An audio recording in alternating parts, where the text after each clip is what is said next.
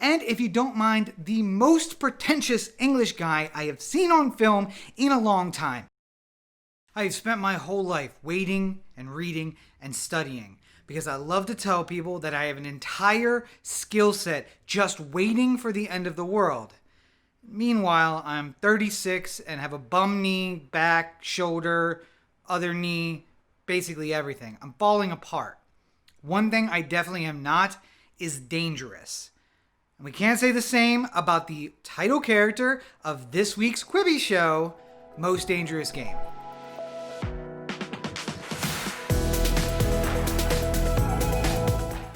Hey everybody, and thank you for joining me for yet another episode of the Everyman Movie Review.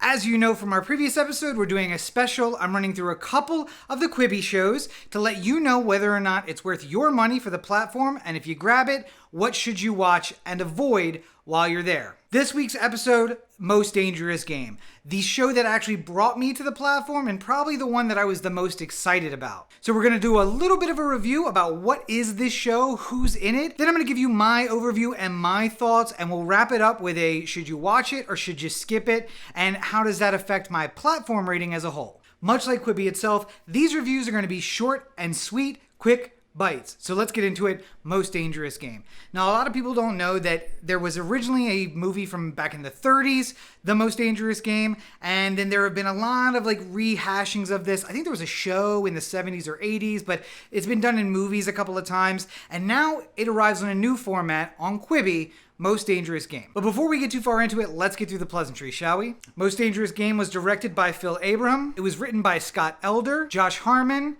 Nick Santora, and an uncredited writing credit goes to the original writer from back in the 30s, Richard Connell. It is starring Liam Hemsworth as Dodge Tynes, Sarah Gadon as Val, Christoph Waltz as Miles Sellers, and side note, Waltz got $1 million for this show. And again, it's on Quibi. Who knows how many people have watched it? Who knows what it's worth? But $1 million. That's just crazy to me. Zach Cherry as Luger, Chris Webster as Nixon, Billy Burke as Reagan, Aaron Poole as Connell, Jimmy Akingbola as Carter, Natasha Bordizzo as Kennedy, Al Sapienza as Jerry Pierce. So the concept behind this show is very simple. If you haven't ever heard the saying before, what is the most dangerous game? It's man. And the hunt is on.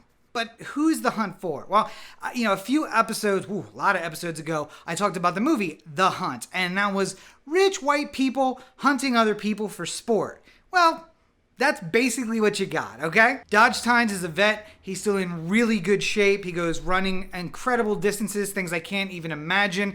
He runs for so long that I couldn't even sit still that long. That's what kind of shape he's in. And he took some money, got together an investment, bought a building in Detroit.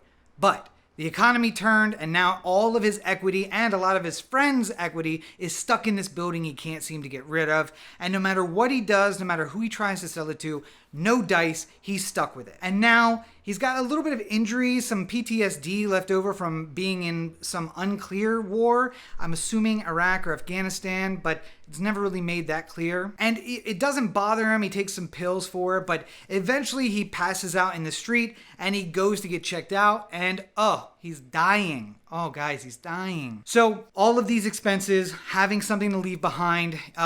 His wife is also pregnant. That's kind of thrown in there at the first episode. And he has to start making some decisions. And then comes the opportunity of a lifetime. An orderly from the hospital says, hey, if you don't have insurance or if you can't afford the treatment or if you just want to leave something behind, call these guys. They can help out. So he takes the card, he calls, and then he meets Christoph Waltz, who's Miles Sellers, and he introduces him to the game.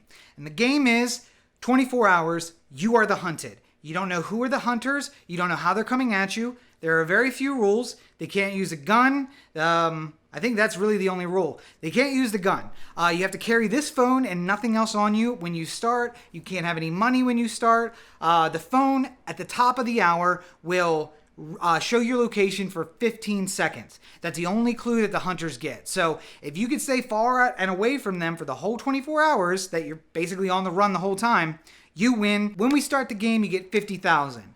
The first hour, 100,000.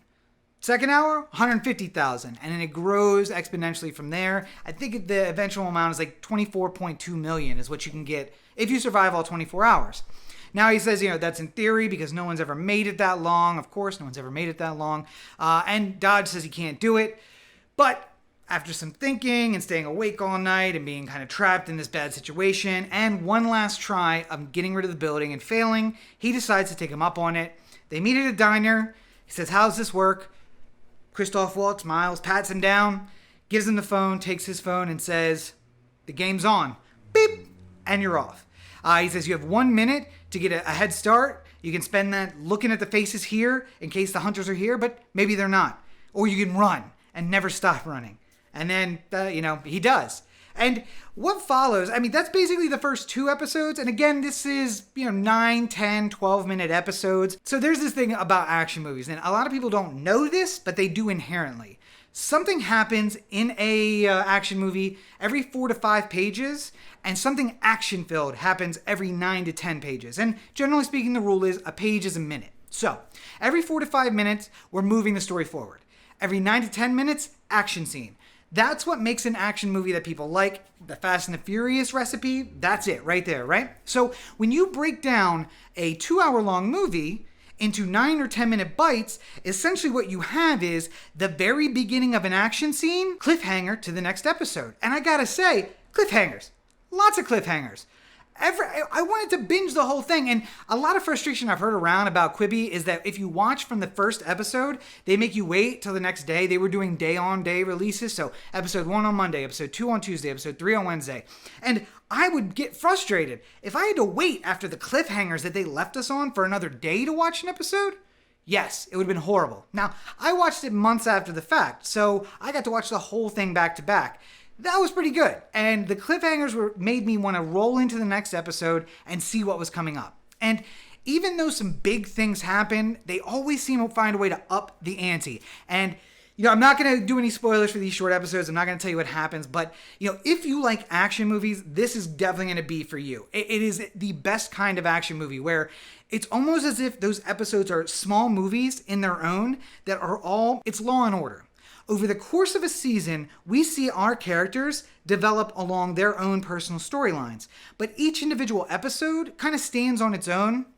This is almost that. We see Dodge and we see Miles and we see everyone, Luger, his friend, and his wife, all going along during these episodes, and they're growing over the course of many episodes, but each one is kind of its own thing. Introduce a new character, introduce a new hunter, have something happen that's crazy, and you just want to see what's coming next. And here's what I'll say. I know that I am not the ideal demographic for Quibi. They were aiming for the young kids. Young kids do not care about this kind of show. Me, you got me. Friend of the show, Roberto, who I think would love this show, he'd be way in, but probably not for kids. And I could see why a lot of people would bail out after episode 1. In the end, this is what I'm going to tell you. These reviews have always been about the enjoyment factor. It's not about is it well made. But by the way, it was really well made. It's like premium cable, essentially. Like, if this had been strung together into one long thing, it would have been a really great movie. Probably wouldn't have had the points that it had. It wouldn't have been so poignant.